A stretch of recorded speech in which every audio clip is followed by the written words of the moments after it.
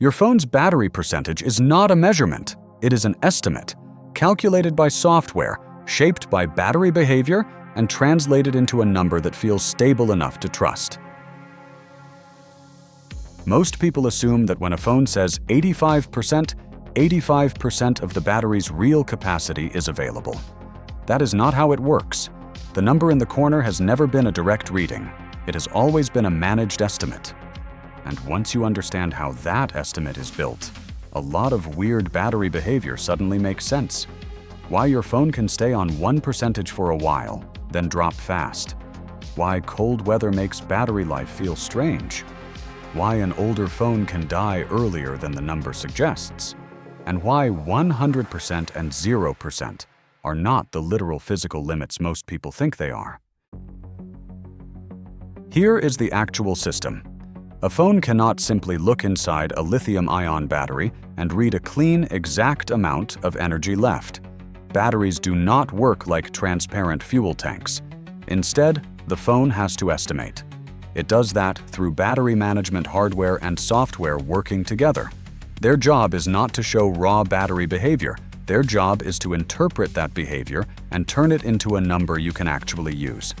The problem is that lithium-ion batteries do not behave in a clean, linear way. Voltage does not fall at a steady rate from 100 to 0.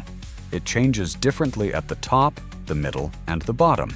It also changes depending on temperature, battery age, and how hard the phone is working. So if your phone showed raw battery behavior in real time, the percentage would feel chaotic. It could fall faster under heavy load. It could behave differently in the cold. It could look unstable on an older battery, and it could jump around in ways that would feel broken, even when the battery was behaving normally. So the phone estimates a more useful number. It tracks signals like voltage, current, temperature, and battery aging, then maps all of that onto a smoother 0 to 100 scale. The percentage you see is not the battery speaking directly. It is the phone translating battery behavior into something stable enough for everyday use. This is where it gets more deliberate. Manufacturers do not let you use the full physical extremes of the battery. The top end and the bottom end are buffered, because charging a lithium-ion battery to its absolute maximum all the time increases chemical stress. Draining it all the way to true zero is also bad for the cell. So the 100% you see is not the battery's absolute chemical maximum, and the 0% you see is not true chemical zero. Those are user-facing limits. That is the trade-off. You are not seeing the raw battery. You are seeing a controlled version of it.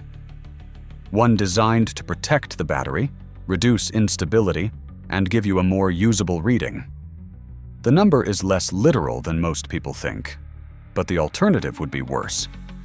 More volatility, faster wear, and a percentage that feels less trustworthy, not more.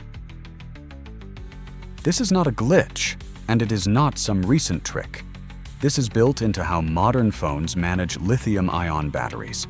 Different manufacturers tune their battery estimation differently. They can choose different smoothing behavior, different safety margins, and different calibration logic. That is why two phones with similar batteries can still show different percentages under similar conditions. It also explains one of the most frustrating battery experiences: sudden shutdowns. A phone might show 20%, then go dark. Not because the number was randomly invented, because the estimate lost accuracy at the edge. As batteries age, they become less predictable. In cold temperatures, they can struggle more under load. And when the phone suddenly asks for power, the battery may not be able to deliver what the system expected.